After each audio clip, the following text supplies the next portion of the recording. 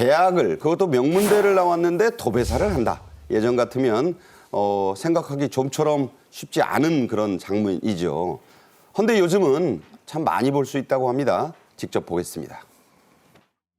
화장실, 베란다, 거실, 사람들이 딛고 다니는 바닥을 내가 메꾼다는 자부심? 가장 잘 보이는 곳을 내가 채웠다는 뿌듯함? 퍼즐처럼 딱 맞춰 떨어지는 그 기분 때문에 타일공이 되었죠. 학원에서 열심히 하다 보니까 선생님이 좀 좋게 봐주셔가지고 학원 선배 현장에서부터 타일을 시작하게 되었습니다. 재밌게 즐겁게 일할 수 있는 팀을 꾸리는 게 저희 첫 번째 목표이거든요. 그렇게 즐겁게 팀원들하고 일을 하다 보면 돈은 자동으로 따라온다는 생각을 하기 때문에 젊은 기술인분들 모두 화이팅입니다. 네, 대학 나왔으니 잘 차려입고 남성은 넥타이 매고 큰 회사 출근해야지. 아, 이거 정말 옛 얘기가 됐어요. 그렇습니다. 화이트보다 블루입니다. 블루 컬러죠. 사무직에서 도배사로 이직. 도매사 아닙니다. 도배사입니다. 수입의 50%가 늘었다. 그러니까 이제는 어떤 일이든 귀하게 생각하고 더 수익이 많다는 것이거든요. 저 블루로 표시를 했어요. 그렇습니다. 긍정적, 중립 이렇게 블루 컬러가 긍정적이라는 의견이 매우 높아진 것이죠. 50% 넘네요. 그렇습니다. 연세대 졸업한 녀석 앞서 화면 보셨죠. 사무직 2년 만에 도배사, 우리 그 벽에 도배하는 그 도배사로 전직을 했는데 전문 일꾼이 된 거죠. SNS로 수주하는 7년차 팀장급 도배사. 이 수익도 더 높아지고 연대 사회복지학과 나왔다고요? 그렇습니다. 산업공상은 옛말이다라는 이야기가 나오고 있는 겁니다. 그러니까 사무직 2년 만에 전직을 했고 7년 차인데 팀장급이 됐고 그러니까요. 뭐 억대라고 저 들었어요. 그렇습니다. 수입이. 말 그대로 억대 연봉에 이 기술만 있으면 또 영업망만 확대하면 더 수익은 늘어나는 것이죠. 곧 대표님도 되겠네요. 그렇죠. 만족감도 커지는 것이고요. 네. 자, 청년층의 블루칼라, 즉 이 육체 근로 선호에는 이유가 있다죠? 자기네들이 자기들끼리 자기를 뭐라고 부르냐면 공구 벨트 세대라 그럽니다. 공구 벨트. 예, 그러니까 자기가 뭐 출세나 승진 이런 거보다 자유로운 이제 그런 근무 방식이라서 노력한 만큼 벌이 그러거든요. 그러니까 조직 스트레스 없죠. 워라밸이 되는 거죠. 그다음에 유체 노동 자체의 매력이 있습니다. 왜냐하면 지금 저출산으로 해서 노동력이 품귀가 되기 때문에 굉장히 많은 부분들이 나오고 특히 이제 우리가 많은 경제 위기를 했는데 경제 위기에도 기술과 안정성을 갖추면은 자기의 직장에 대한 불안감이 하나도 없어졌거든요. 네. 거기다가 지금 제일 지금 좋아진 거는 3개월, 창립 후 3개월 내에 초기 자본금이 다 회수가 된답니다. 등등. 거기다가 마지막으로 정년이었지 않습니까? 자기가 없죠. 한 만큼 보니까. 그런 등등의 이유에서 공구 벨트 세대가 이제 한 축을 이뤄가는 그런 모습을 보고 있습니다. 요 바로 윗세대를 4050이라고 부르는데 요즘 4050들 직장에서 구조조정 당해가지고 노는 사람이 많다고 해서 신사오정 세대로 불린다고 합니다. 차이가 좀 크네요. 최상목 대행은 최근 청년들과의 간담회에서 청년 고용 지원 사업 얘기를 아주 구체적으로 했습니다. 직접 들어보시죠. 청년은 뭐 대한민국의 오늘을 살아가며 동시에 내일을 만드는 주역입니다. 대한민국의 미래를 결정하는 것이 결국은 여러분이라고 생각합니다. 130만 명 이상 대학생이 그 정보 제공에 동의한 그 청년 고용 올케어 플랫폼이라는 게 있습니다. 그 사업을 통해 가지고 그 우리 청년들께 찾아가는 1:1 맞춤형 고용 서비스를 지금 본격 제공하고 있습니다. 네, 영어가 많아서 뭐 청년 고용 올케어 플랫폼 어렵습니다.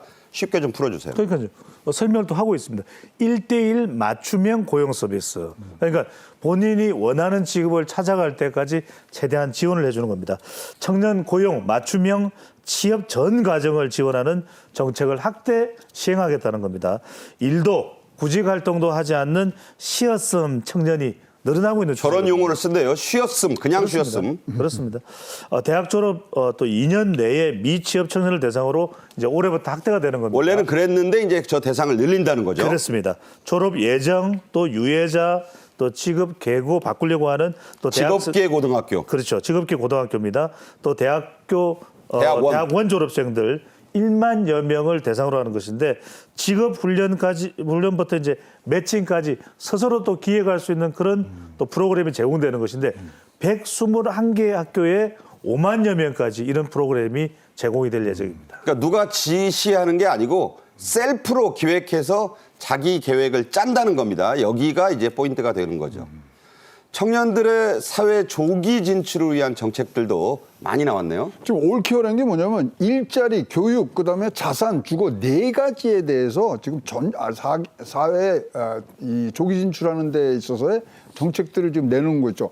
따라서 이것들은 경험을 이제 뭐 굉장히 부족하기 때문에 저게 이제 조건이네요. 네. 단순 논문은 안 하고. 안 되고 일주 25시간에 되고 현직 멘토가 지정을 해서 이런 경험을 할 수 있는 기회들을 확대해 주고요. 그러다 보니까 공공기관이나 또 뭐 여러 기업에서 고졸도 좀 뽑아라. 그래서 취업을 지금 유도하는 부분. 이게 이제 10,000명 정도가 지금 더 올라가고 있고요. 거기다 채용 장려금이 480만 원까지 지금 나갔습니다. 그래서 지금은 청년 세대들의 취업 역량을 높이기 위한 아주 전방위, 일자리, 교육, 자산, 주거의 전방위로 지금 프로그램들을 사실 올해 초부터 지금 시작하고 있고 지금 굉장히 가시화되고 있는 그런 진행 구간을 지나고 있습니다. 네. 자, 이제 장학금 얘기를 좀 해보겠습니다. 이 장학금이 국가장학금 제도가 있는데 이게 좀 부족하다는 얘기가 많아서 정부가 이번에 그 지원 대상도 대폭 늘리죠? 그렇습니다. 저 한 100만 명 정도는 150만 명이 되거든요. 이러면 받을 수 있는 사람들의 거의 70% 80%까지 다 이제 확대가 되는 거고요. 50만 명을 늘리는 거네요. 그렇죠. 50만 명이 되니까 뭐 이거는 뭐 장학생들이 거의 이제 돼가는 부분이고요. 지금 뭐 근로 장학금 수에 이제 아르바이트를 조금 하면서 학교 내에서 하면서 하는 근로 장학도도 14만 명에서 20만 명으로 6만 명 늘리고. 네. 그리고 그다음에 지금 연합 기숙사 요새 뭐 굉장히 지금 뭐 예. 하숙비 자취 너무 비싸요. 없어요. 비싸니까 네. 그런 것들 해서 사숙을 져갖고 거기에 같이 공동으로 생활하면서 생활비도 줄일 수 있는 그래서 전방위적으로 올케어 플랫폼이라는 이름이 무색하지 않을 정도로 전방위로 지금 도와주고 있는 상황 그런 정책들이 진행되고 있습니다. 자, 이 연합기숙사 서울에 3곳, 인천에 1곳. 네. 근데 좀 더 늘려야 되지 않을까요? 늘려야 되고요. 특히 좀 기업에서도 자기네 사숙들을 각 학교 앞에 좀 져주면 굉장히 도움이 될 것 같은 부분들이 있고요.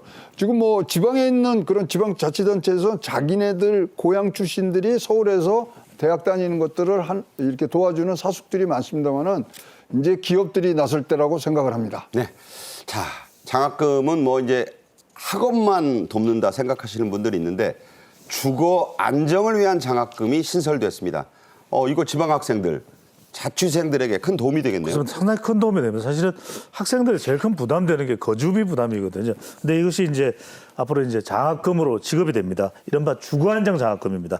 저소득층 대학생들을 대상으로 해서 주거안정 장학금이 신설됐는데 1년에 최대 240만 원이 지원되는 거니까 적지 않은 금액입니다. 20만 원씩 주네요. 월 20만 원이고 총 지원 액수는 344억 원이 책정이 되어 있습니다. 근데 중요한 것은 대학과 부모의 주소지 이것이 다른 교통권에 있어야 됩니다. 그래야 이것에 대해서 거주 장학금을 지원하는 이유가 있기 때문에 이 부분을 충분히 잘 판단하고 지원해야 되겠습니다. 자, 이걸요 한번 보여드릴게요. 말로만 그렇게 하면 안 되니까 거리가 얼마나 떨어져 있느냐가 관건인데 자, 이걸 어떤 기준으로 판단을 하느냐 설명을 좀 해주세요. 그러니까 이제 일단은 개인보다 학생보다는 부모의 집입니다. 자, 부모의 집이 서울인데 자, 볼까요? 대학이 서울인데 부모님의 집 주소가 경기 성남시다. 그러면 수도권으로 엮이는 겁니다. 그러니까 저런 경우는 거리가 떨어져 있어도 이게 도가 다르기 때문에 그렇습니다. 버스로 통학이 가능하겠지 생각하면서 대중교통으로 그러면서 이것은 지원이 안 됩니다. 다만 이제 대학은 대전인데 부모님의 주소가 서울이면 수도권과 대전 중천권으로 달라지게 됩니다. 이렇게 되면 지원을 받을 수가 있습니다. 자, 그렇다면 이게 이제 거리는 또 반대일 수가 있어요. 지역은 예를 들어 인천이라면 제 생각에 그런 경우나 이게 이제 기준이 모호할 수 있는데 이 거리별로 하는 건 어떨까요? 저도 이것도 좀 생각을 해야 될 것, 판단해야 될 것 같아요. 왜냐하면 실제로 사실 통학 자체가 매일매일 어려울 수 있는 지역이거든요. 이 부분도 좀 포함해서 보완된 정책을 좀 시행할 필요가 있을 것으로 보입니다. 네, 정책은 디테일이 중요합니다. 이런 정책을 할 때는 작은 생선 굽듯이 해야 된다. 이 노자에 나오는 말이죠. 큰 나라는 작은 생선 굽듯이 해야 된다.